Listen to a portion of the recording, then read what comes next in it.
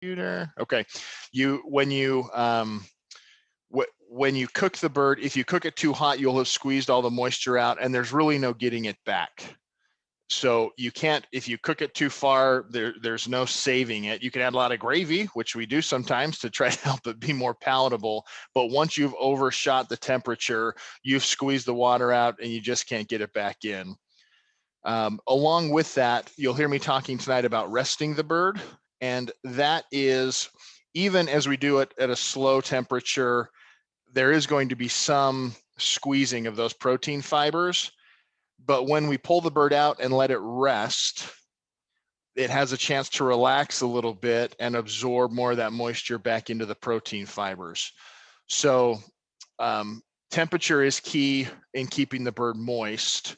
It's also important that when you're done cooking it, when it's come to the doneness temperature you're comfortable with, that you let it rest, not only because it's really hot to handle, but the quicker you cut into it, the more juices will escape because they haven't had time, like that wet wash rag, to reabsorb the moisture back into the protein, okay?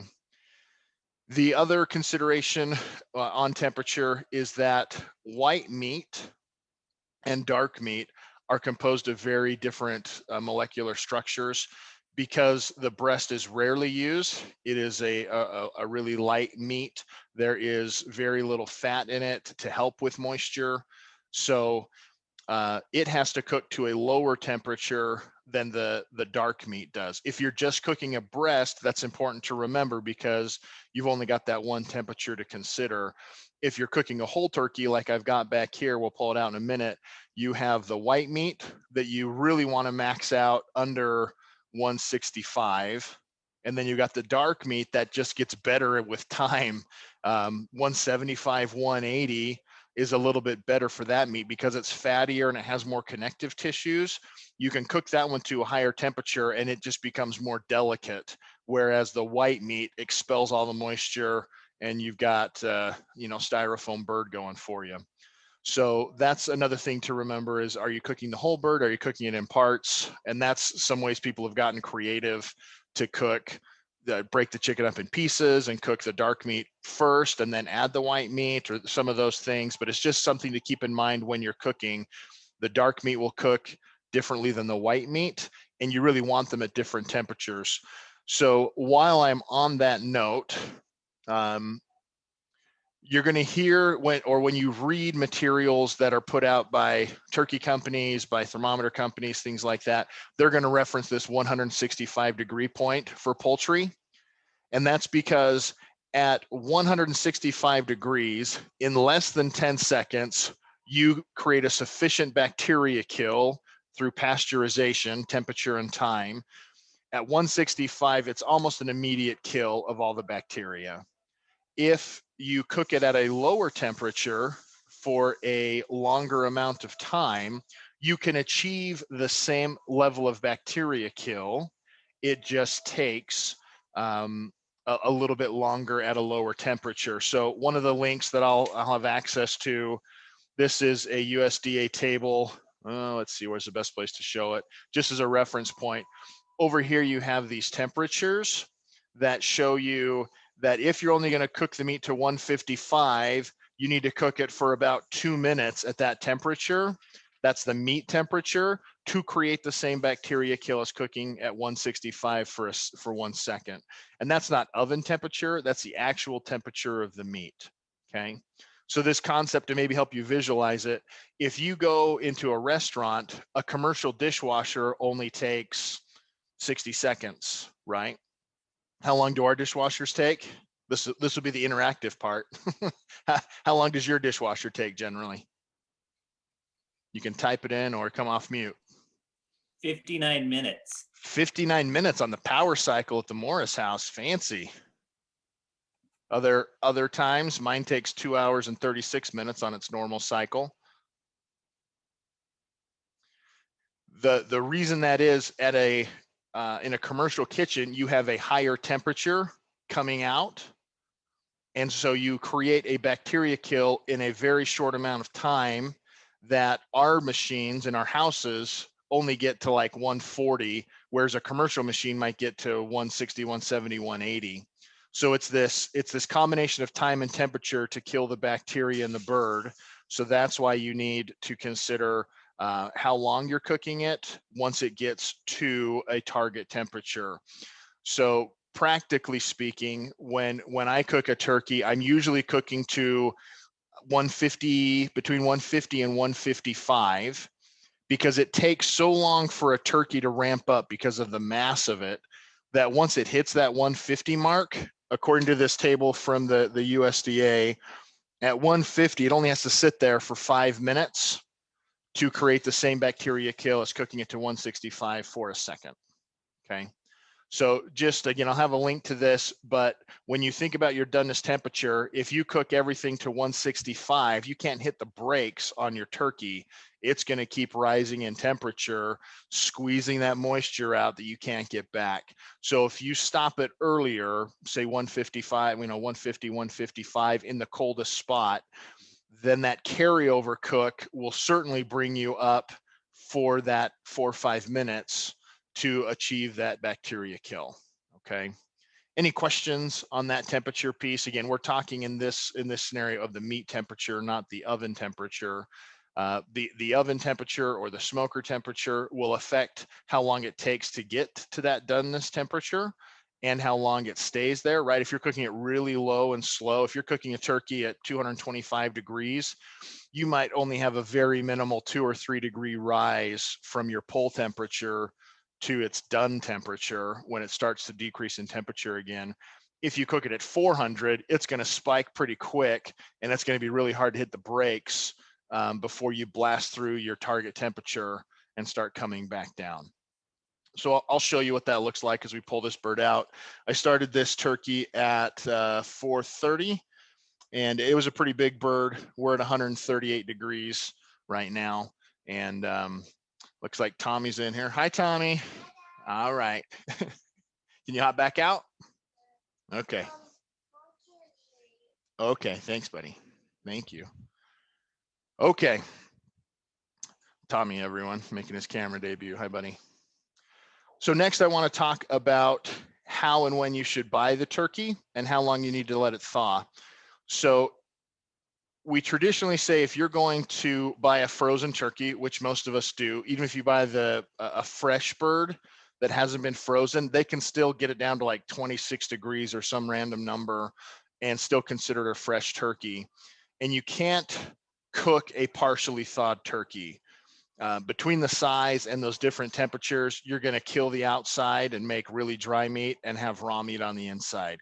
So it can't be partially thawed. It's either got to be all the way frozen, which actually works pretty good, or it has to be all the way thawed. So assuming you're going to do it all the way thawed, which most of us do, you need to put most turkeys in a fridge on this Friday or Saturday. So if you haven't purchased your turkey yet, you might consider going out and getting it like today or tomorrow, and then get it in the fridge.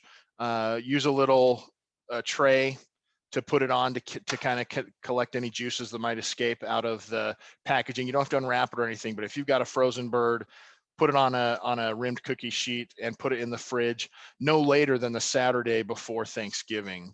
That should give it ample time to thaw in the refrigerator. But if I'm doing it, especially if you have a larger bird, say something 18, 20, 24 pounds, something like that, I would do it Thursday or Friday before, because even if it gets all the way thawed on Tuesday or Wednesday, you've got plenty of safety at the thawed temperature inside of your fridge before you're going to cook it. Okay. So get ready to go buy your turkey now if you haven't. I would also recommend, if you like fresh herbs on your bird, to buy them like right after this meeting. I went and looked last night. Walmart has a few, Dick's has a few, I'm sure Smith's has a few, but those fresh herbs, the closer it gets to the holiday, the faster they sell. So if you want fresh herbs, get them when you get your turkey roughly a week before. They'll be fine in the fridge until then. But even carrots and celery and things you might use as aromatic contributions to your dish, you kind of have to start in advance or else they're going to run out. Okay. All right. So how long do you cook the turkey? Again, it's not a matter of time. It takes time, but trying to pin it down is impossible because of your oven conditions, size of your bird, and then how you've prepared your bird. So traditionally, we have the big intact bird. That's kind of, we call that the Norman Rockwell, right? It looks pretty.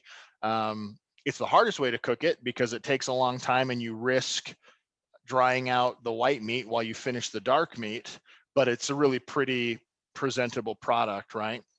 Um, a favorite way to do it is called spatchcocking. If you've never seen a spatchcocked bird, you essentially use a pair of kitchen shears to cut out the backbone.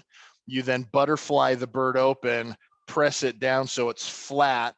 Now you have the breast meat in the center where it's going to take the longest to cook. You put the dark meat spread out to the outside. It'll be the first to contact the heat and the first to cook, which is exactly what you need.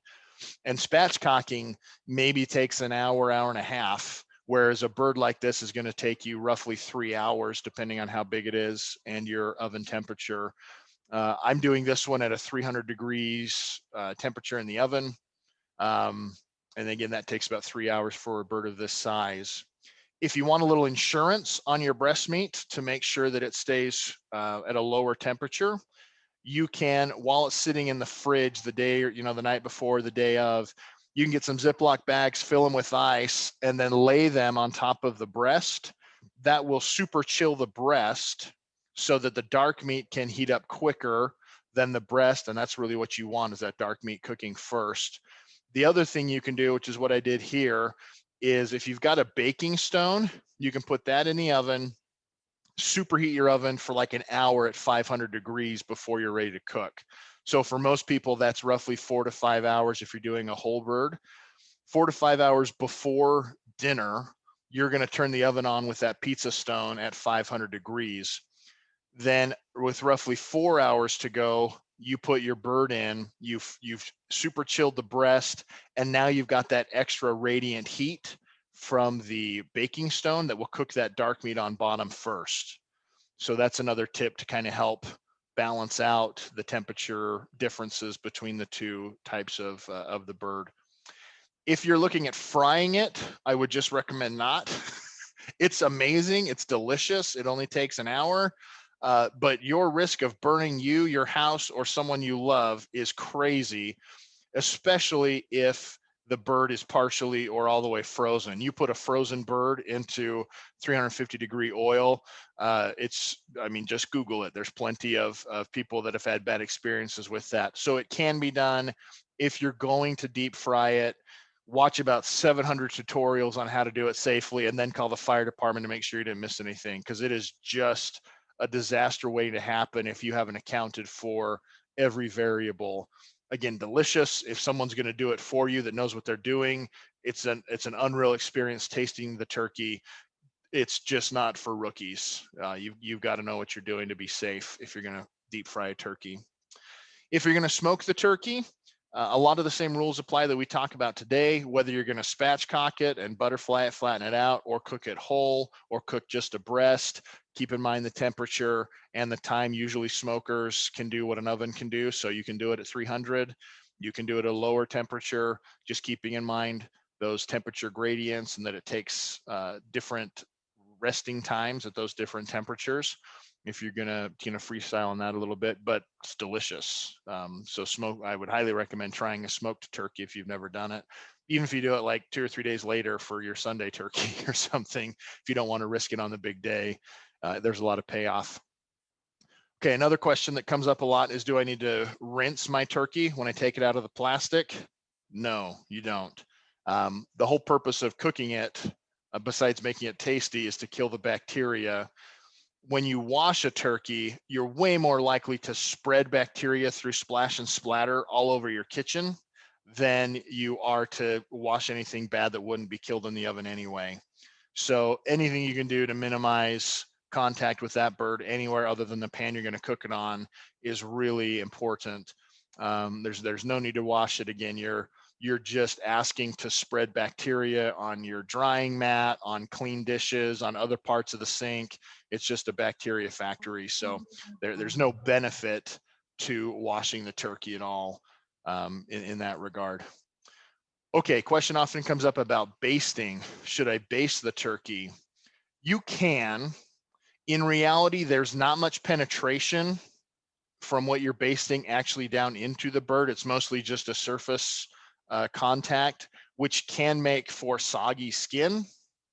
And there's really just not a lot of payoff. It also, every time you open that oven door, you can lose 50 degrees or more of temperature, which means it's going to extend your cooking time. So you're extending your cooking time, you're making soggy skin instead of really crispy, almost fried skin. And if you've ever used a bulb baster, I don't know if you've ever tried to clean up in the bulb, but those kind of feel like single use to me. Like it can be pretty hard to clean up inside of the bulb baster. So you can do it. Again, there's no right way to do it. Just know that if you baste it, it's going to take longer and you're going to get more of a soggy skin than a crispy skin, which may be exactly what you want. That's part of the reason there's not a right way to do it. It's just one of the considerations. Okay, just checking in real quick. Anyone have any questions or comments to this point?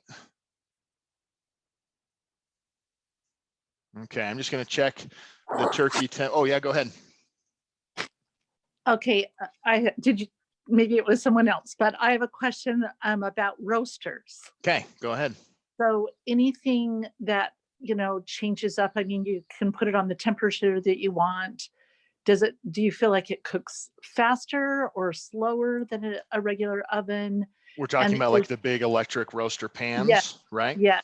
Okay. And what about the idea of putting the breast down so that it's in the juices and doesn't dry out as fast? But does that give the brown meat as much time? Really, really great question. So the roaster oven has this challenge where the heat is almost exclusively coming from the bottom. Very few of them are convection ovens. Even in most ovens, you have a high element and a low element. So you have radiant heat coming from both sides. In a roaster oven, it's just on the bottom, which can actually help when you're cooking the dark meat on the bottom, right? If you've got it in traditional position, the dark meat will cook faster because it's on the heating element. But traditionally, those are pretty, what's the right way to describe it? The temperature control on those is pretty rugged.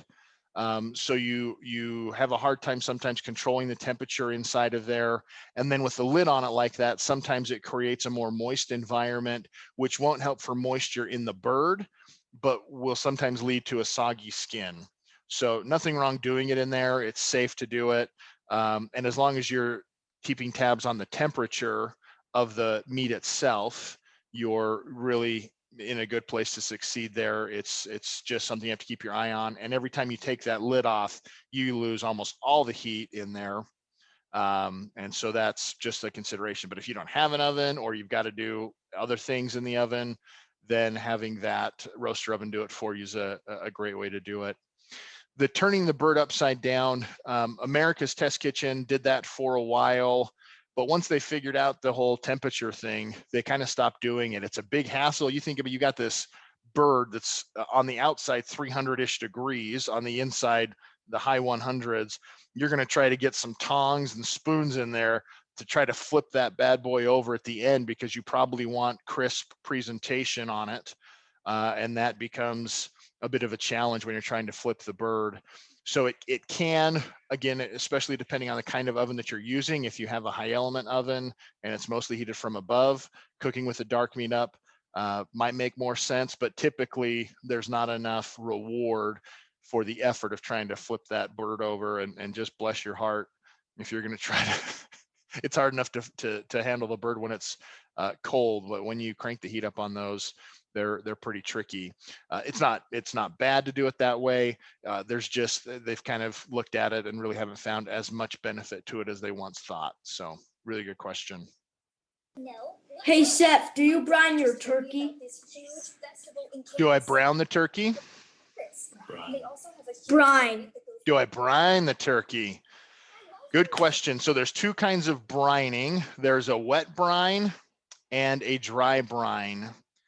The concept is when you immerse poultry in a saline solution, right? So salt water, it helps draw moisture in. And when you've got that salt that brings in, that helps with the flavor and so forth.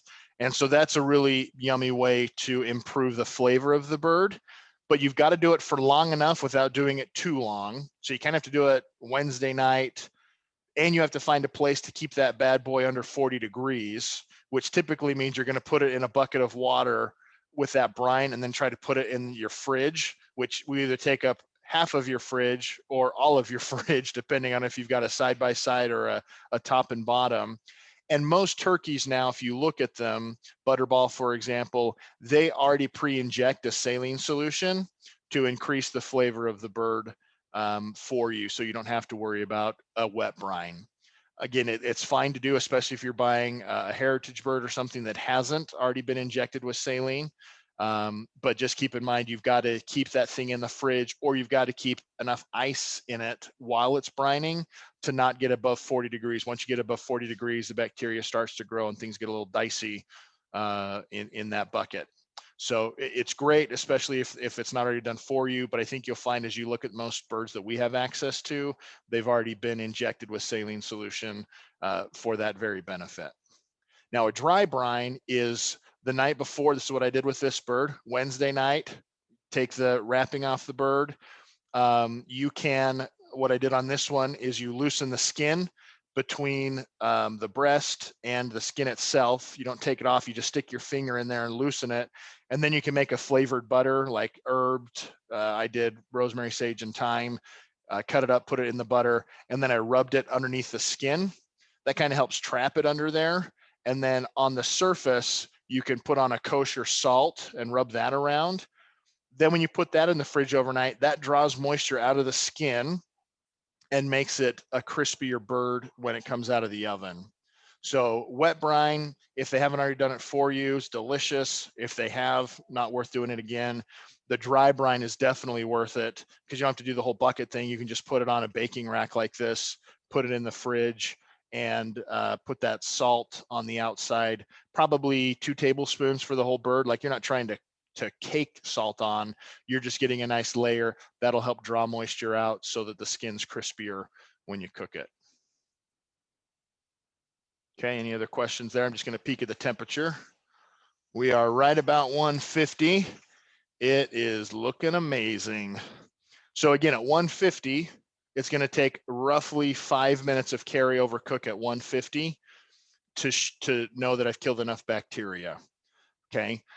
Something you might notice, regardless of the temperature you cook it to, is there might be parts of the bird that are pink, okay, especially near joints, bones, that sort of thing. One of the reasons we see that is the way they've super engineered these birds to mature as quickly as they do. It doesn't give enough time for the bones to form and harden. And so what you're actually seeing is some of the marrow leaking out or some myoglobin. Totally safe.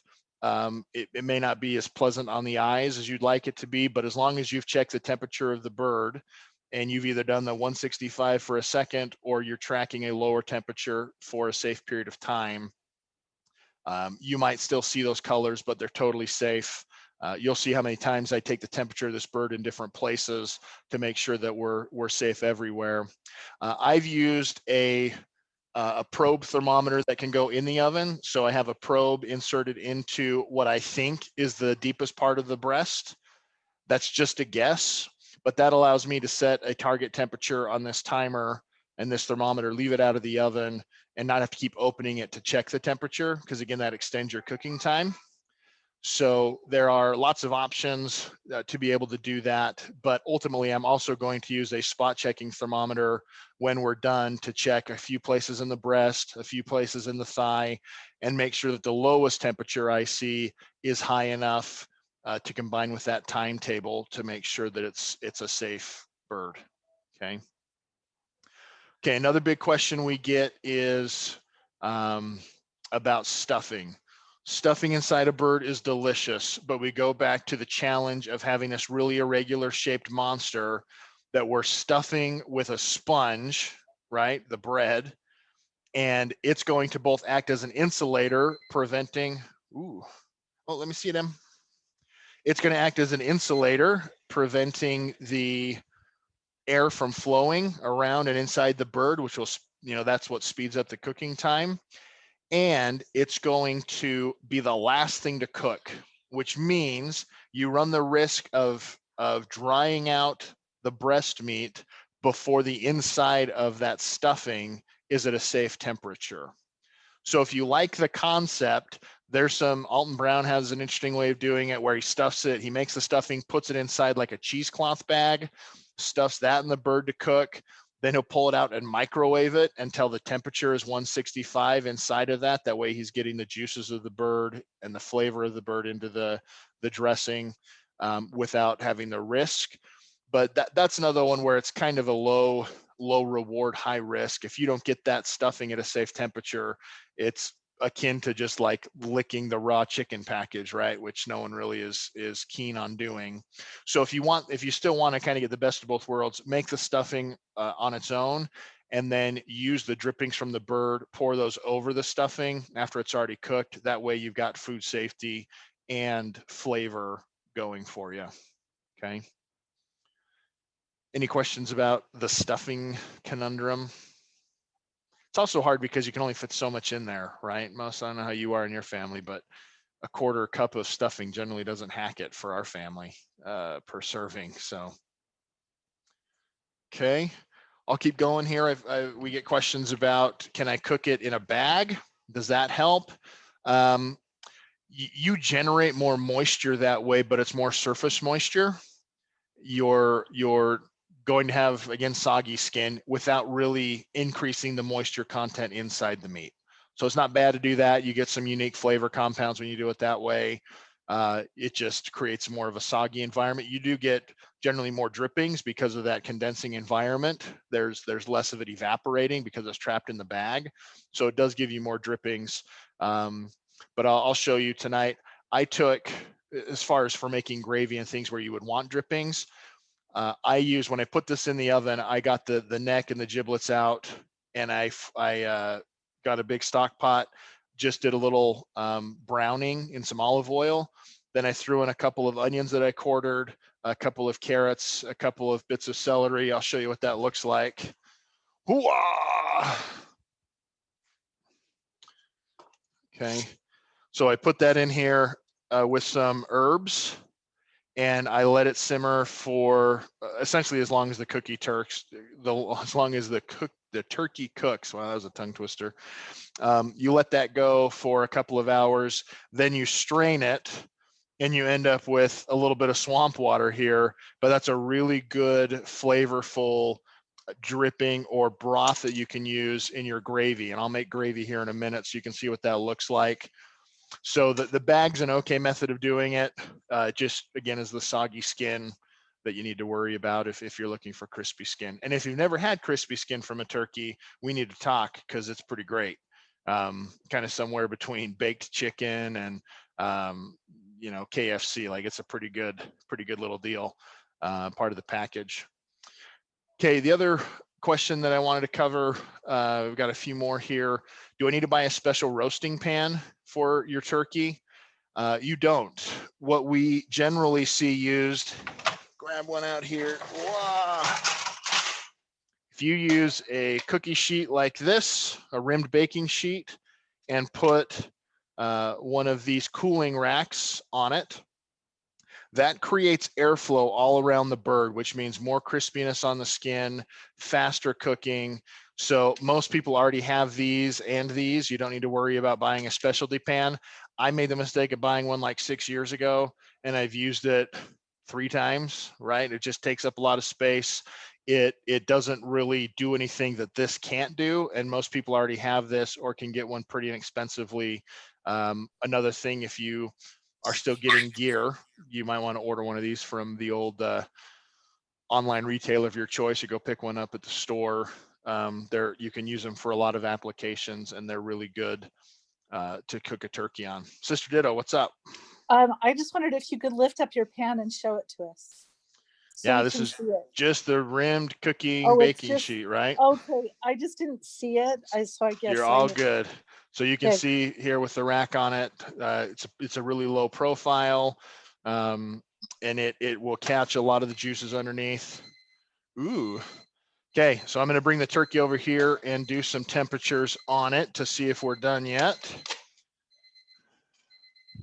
Just a second here. So I set this timer or this thermometer to 153, and that's where it says I'm at. So I'm going to pull it out now and let you look at it while we test it. Come on, little fella. There we go.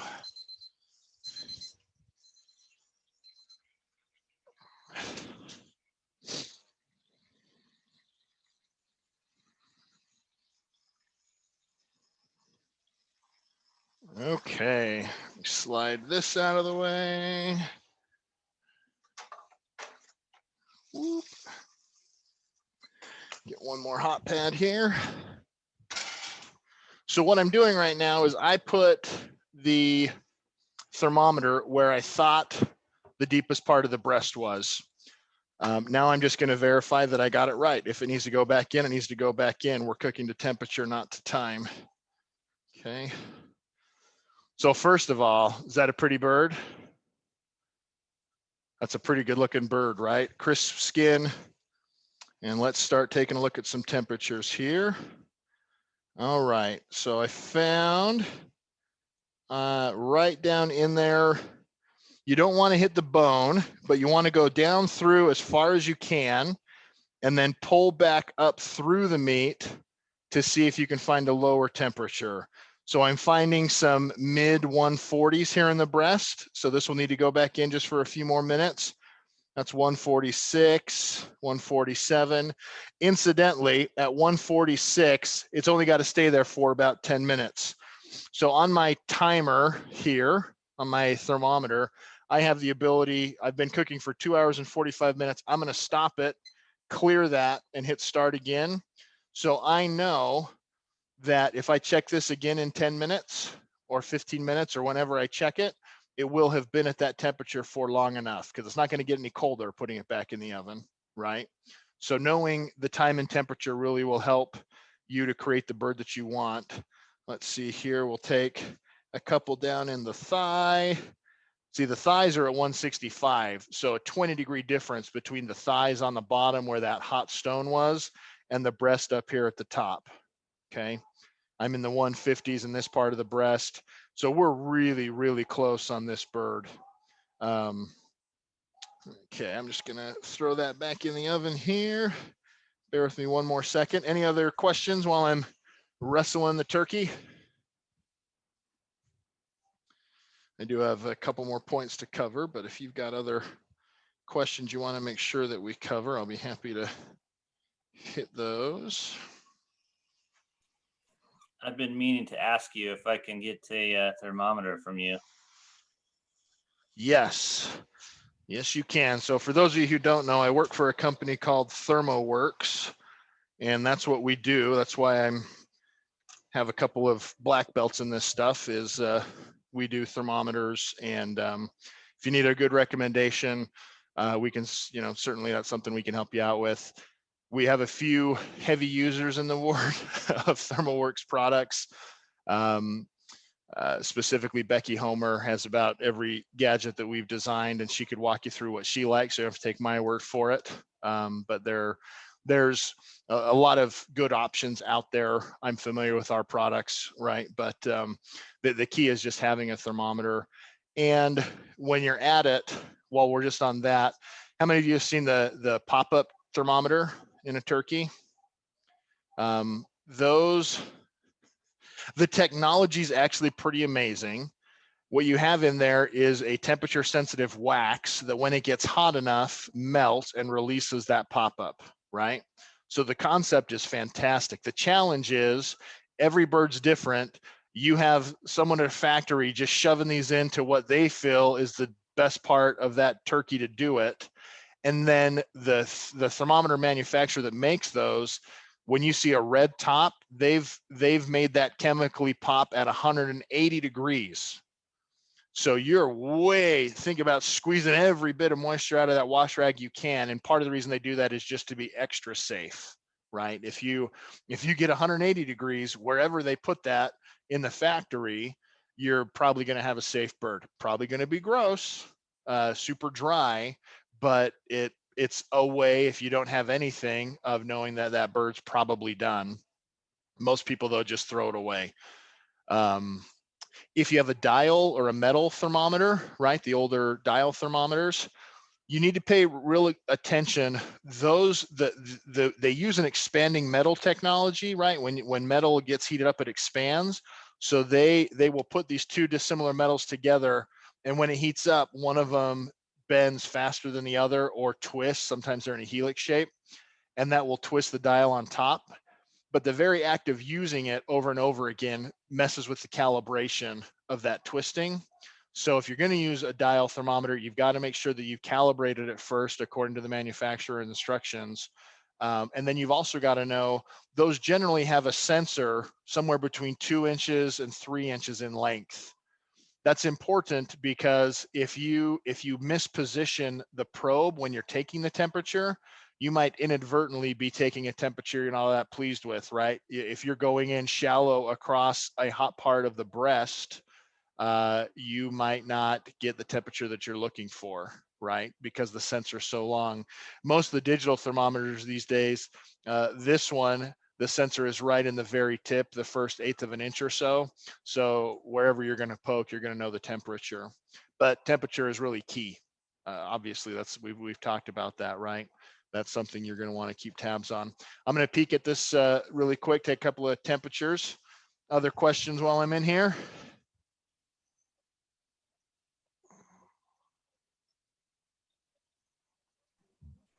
Val, I have a question. Yeah.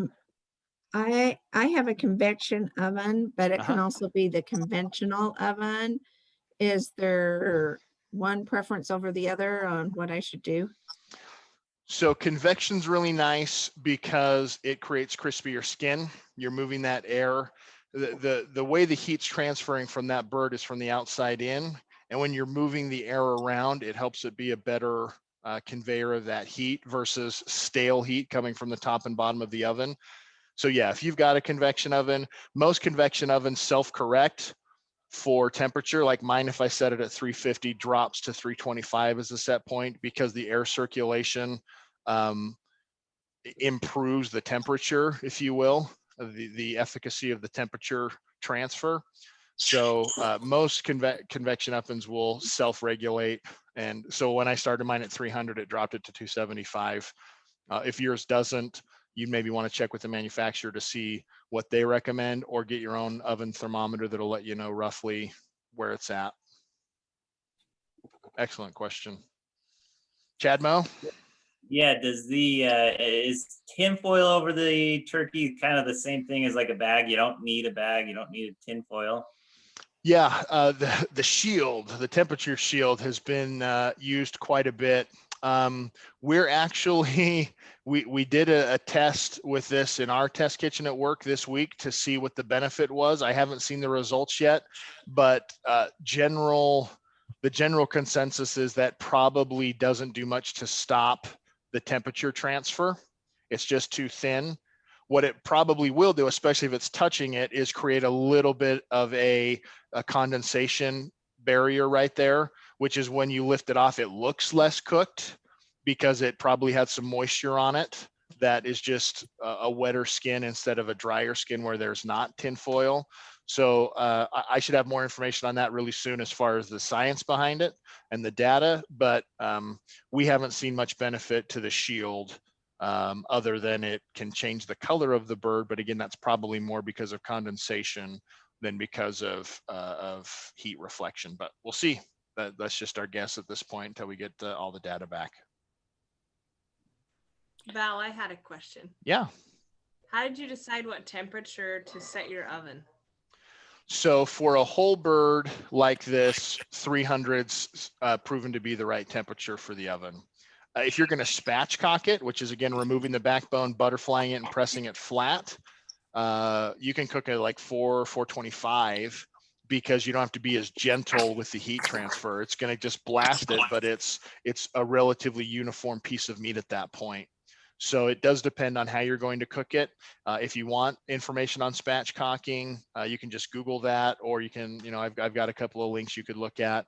But for the old Norman Rockwell over here, we would just do it at 300. And that should get you where you need to be at about the right time. Val, did you say anything about oiling the skin or anything like that? I just wondered, what your thoughts were on that. Excellent question. So any kind of fat on the skin, great idea. That helps with the browning.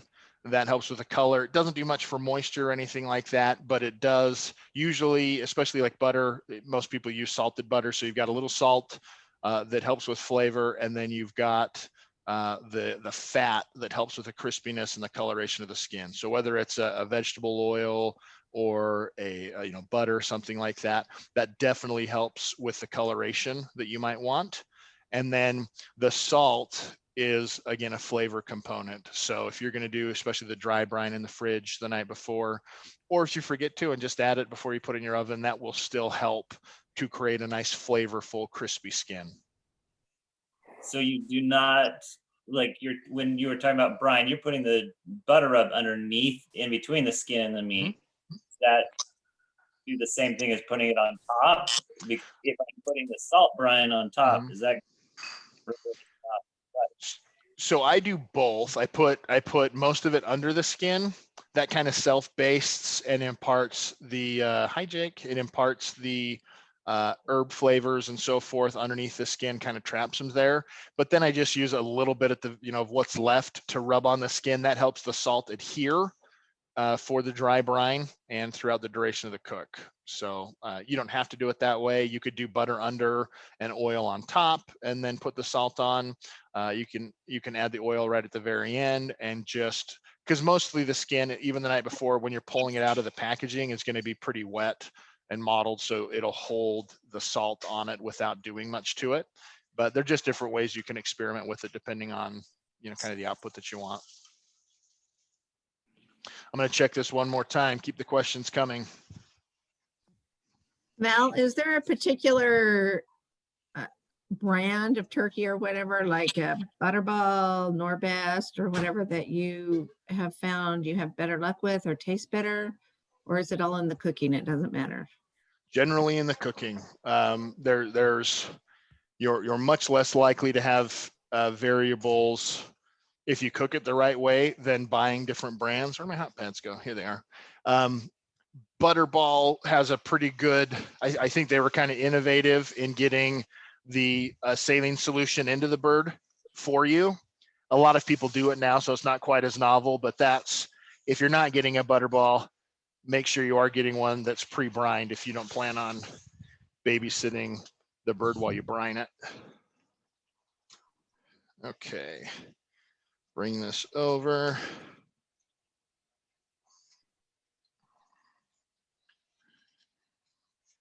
Whoop. Hey, Jake, can you open that? Oh, I got it. Okay. All right, we'll set it here. Whoop. Okay, so I just checked. Yeah, it's been at 11 minutes, 11 and a half minutes since we checked it. So even if I'm at 145 anywhere, 145 says I've got to be there for between 11 and 13 minutes, depending on the kind of bird that you have. So I'm at 155, 156 in that part of the breast. I'm in the 150s there, so we're good. 149. If I'm at 149, it's only got to be there 6 minutes, so we're good there. 150, 149, so we're all good. And then down in the thigh, I'm in the 160s again. And man, I don't know if you can see inside of this bad boy, but it is like swimming with juices, right? Pretty awesome little fella. So I'm going to move it out of the way again just for a minute and show you how to make a gravy. That'll give this some time to rest. When I'm cooking a turkey, I like to have it done an hour before dinner. That sounds like a long time, but it takes a good 20 to 30 minutes for this thing to cool down enough to even handle it, right? And then you've got plenty of time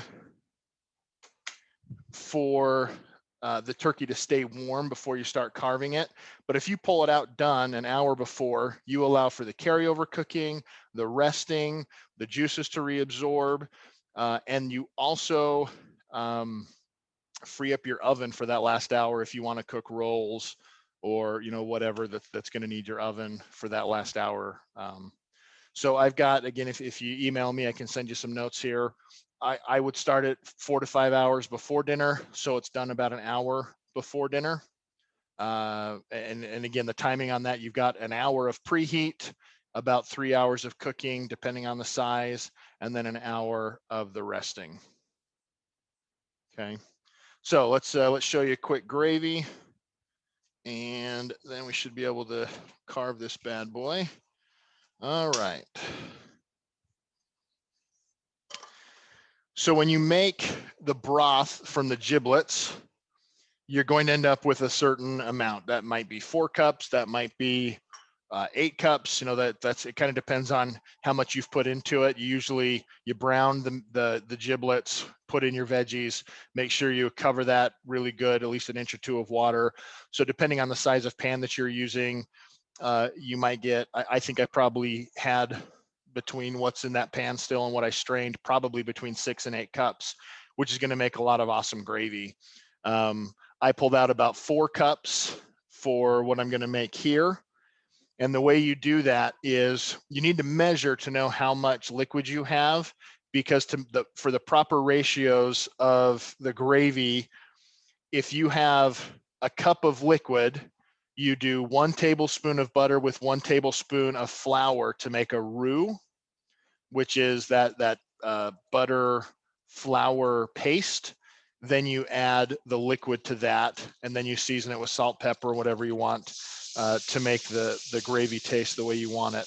So I have about 4 cups of liquid. So I've got 4 tablespoons of butter here. I'm gonna melt it. And then I'm gonna add in about 4 tablespoons of, this is just some all-purpose flour. There we go. And you'll see that pulls together into just what's known as a roux, which is kind of this paste, okay? And you can cook that if you want for a minute or so. You don't want to burn it. You've got to kind of keep your eye on it.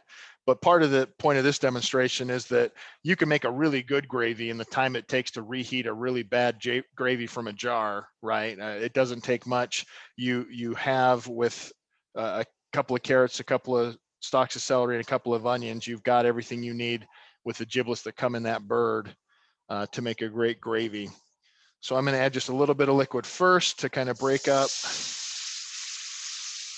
these bits here.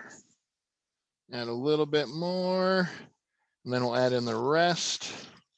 Okay. And I wish you could smell this. So again, this had, besides the veggies, I put in some rosemary, sage, and thyme with some garlic, and that really got this bad boy going. Okay. And we'll add in the rest. And that roux mixture is what helps it thicken as it gets exposed to heat and cooks through. That will start to thicken up the broth that you've made into a really silky smooth gravy. You can, if there's still some bits in it, you can strain this when you're done. You don't need to though. When you're cooking it like this, it turns out just fine. Okay, so what this doesn't have in it is very much salt or pepper. So I'm going to salt and pepper it. And then this is where you would want to add usually something acidic as well. A vinegar. In the outside world, they'll tell you, a tablespoon or 2 of wine would really bring the flavor up on this, but it doesn't have to be wine by any stretch, but something usually acidic will help balance out the flavors, the saltiness that you've got here, and really make it just pop when you taste it. So I'm going to add in a little cracked pepper and my salt.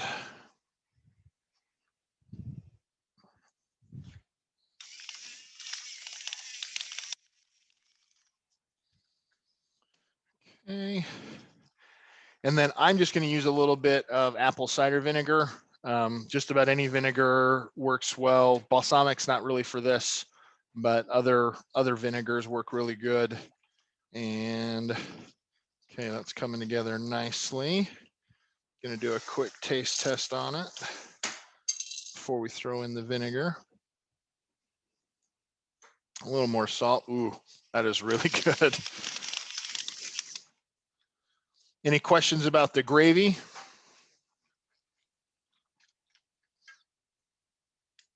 Just literally a splash here of the apple cider vinegar. Okay. What heat do you have it on? Like, is that a Just sim that you- cranking it, baby. This happens really fast, so this is full power. Okay. And you can make this in advance. Candidly, this might be my gravy for next Thursday, because it freezes really well. I've got 4 cups of it plus more that I can make over there with the drippings that are left. And with the drippings from the pan, you can add those at this point as well, especially if you're reheating it. You can reheat it and then add the pan drippings right at the very end for a little extra flavoring. Okay, so that'll just need another minute to come together as it thickens, but diving in here. Yeah, Wow, pretty good. when my turkey is close to being done, what is the average temperature rise? So if you're cooking at 300, the turkey will easily rise 5 to 8 degrees if you're cooking a whole bird at 300. If you're cooking in the low 200s, like when you're smoking it or doing something like that, you might only see a 2 or 3 degree rise. So, and if you're spatchcocking it and you're cooking it at 425, it's going to rise 10 degrees easy, just because of how high you're cooking that one. So it does depend on what temperature you're cooking it at, but just kind of the basic formula there is the hotter the oven or the hotter wherever you're cooking it, the more carryover there will be, in those kind of 5 degree increments, roughly 5 degrees if you're in the 200s, roughly 10 if you're in the 300s, and then it can be 15 degrees up in the 400s. So, okay. And you started with the 4 tablespoons of butter and 4 tablespoons of flour. Is Right. that what you said? Yep. Okay. And then about 4 cups of liquid. Yeah. And you don't have to use the giblets and whatever, you can get a box of it from the store. I would usually get a low sodium variety. They usually, for flavor, really crank up the sodium, which can make a little bit too salty. You can always add a little salt, but that's, if you're really into salt, you're in luck, right? There, you can just get that the normal stuff. Okay. So this is just about done. I'm just letting it thicken up and it'll be ready to go. Yeah, Chad. How much did you say you added a little bit of water to the giblets? And yeah, so I probably put in 8 cups of liquid after I browned the giblets and added in the 2 onions, 2 stalks of celery. I probably did 3 or 4 stalks of celery because I'm weird like that. But yeah, it was probably between 6 and 8 cups of liquid. And then depending on how high you cook it and for how long, in a restaurant, they'll set the thing to low and let it go all night, and they'll super condense those flavors down. Most of us don't have that kind of time or oven or stovetop that'll handle that, but this is turning out really good. And it's just starting to boil now. That'll thicken up really quickly. And then as we shut it down, it will also, as it starts to cool, will thicken up quite a bit as well. So that's pretty much done on the gravy. Any other thoughts or questions there? I would recommend, once you pull that bad boy off of there, putting some drippings in it. That's a lot of flavor between the compound butters and just the juices that would come out of it. So, okay, we'll shut that bad boy down. It seems like one of the advantages of doing it early too is that you could put the drippings in the refrigerator and then take off the grease at the top. Mm-hmm, mm-hmm. I mean, not that anybody wants to take that flavor away, but we certainly need to. Yeah. Yep, that's certainly a way. And they have the fat separators if you want to get something fancy, or you can just let it go in the bowl and then use the spoon, like you said, to grab the fat off the top. Okay, we'll bring this over, pull the probe out.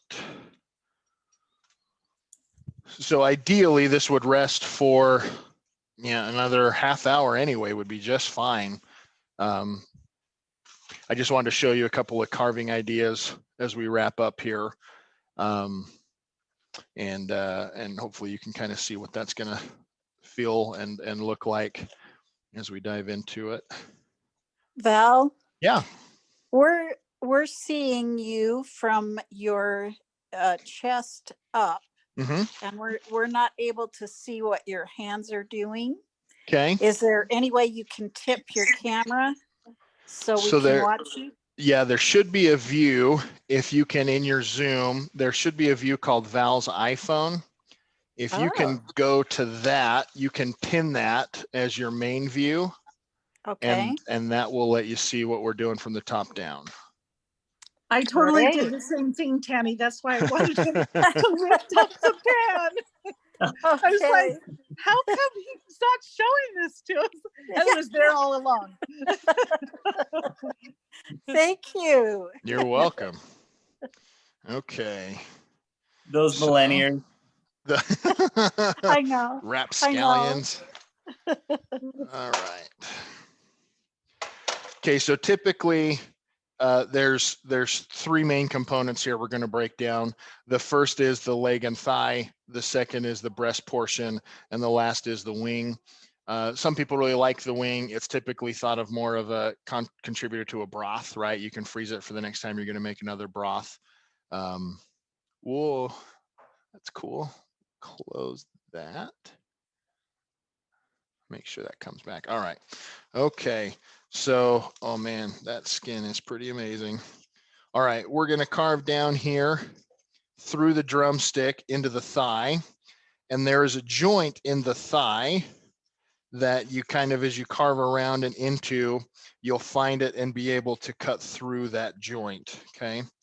And again, for like we mentioned earlier, you may see more red in this bird than you're accustomed to. That's totally fine. The further we get in the evolution of how we're raising these birds, the more red there will be. You can't necessarily cook it out. That's another one of those, cook it till the juices are clear. I'm not sure where you would find the clear juices, but that's going to be a bit of a challenge. Ooh, this fella is hot. With the birds that you and I have access to, if it's not a heritage bird or something like that, it's going to be pretty hard to find a bird that would be obedient to that principle. Okay, so there's that joint, kind of cut through. Again, typically these are a little easier to handle because you've let it rest for a while, but that is the leg. You can cut through here now. Whoop, whoop, whoop. Kind of follow right down in the V. There's another joint that you can usually separate. You'll see it right there. And you can just use your knife as you've separated it to finish the job. Oop. Sorry, easier on a cutting board that's just out of frame. There we go. So now you've got your drumstick and you've got your thigh. Those are your dark meat pieces. Okay. Now, and you would just repeat that on the other side. For the breast, there is this breastbone that runs, from the bottom of the cavity up to the neck. If you just get on one side of it, you can kind of feel where it is and just follow it down. It's shaped a little bit like a tent, so you've got to kind of follow that angle off. But as you do that, you'll end up just slicing off the entire breast. And then you can take that over to your cutting board for carving. So let me get that part off. Sometimes it takes a little incision at the bottom there. Let's see if I can handle this bad boy. Whoop. Okay, so there is your breast. And you can set this on the cutting board and slices this way. And that'll be your white meat. And then the wing kind of has that same joint thing going on. It's really hot still, but you'll kind of pull that off and be able to to break that down. So let me switch places with this and this. Okay. Right.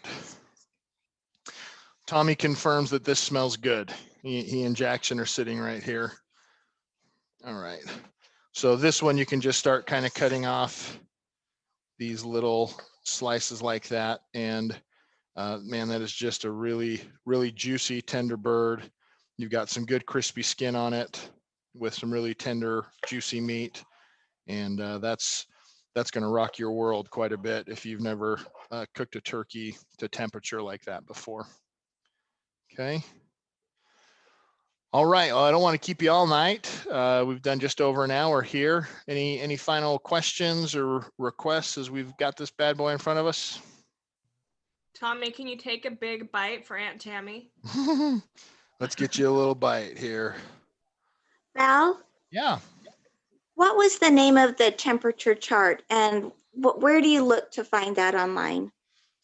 So if you just Google the USDA poultry pasteurization, you should be able to find it.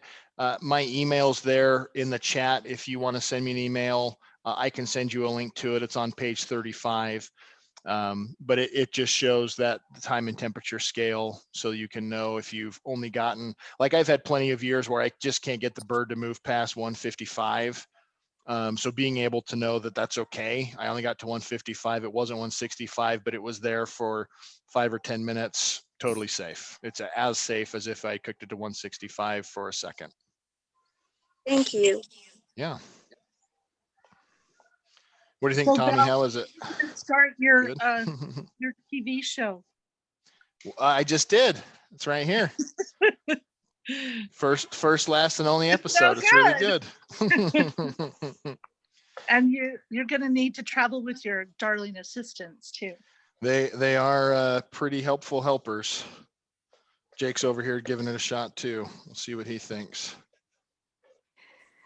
Val, thank you Thumbs so up. much. You're welcome.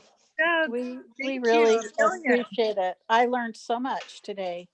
What was So, something you thank learned? What was something new?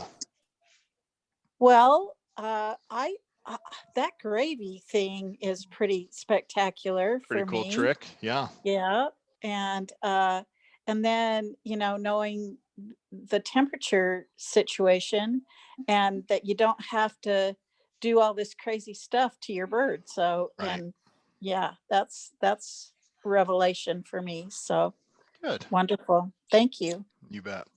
We Thank appreciate you, you. Val. Sure. Thank you. Thanks. Yeah, Great thanks a job. million. Happy Thanksgiving, Yeah, everyone. happy Thanksgiving and happy bird cooking. Yeah. Take pictures. Let us know how it goes. Okay. Okay. Thanks a million. Thank you. You Bye. bet. Bye. Bye-bye. Kids. You gotta love them. Yeah. Just the best. So sweet. They're the best. All right. Let's see if I can get this glove off here. And So Val, how long did you have your turkey in your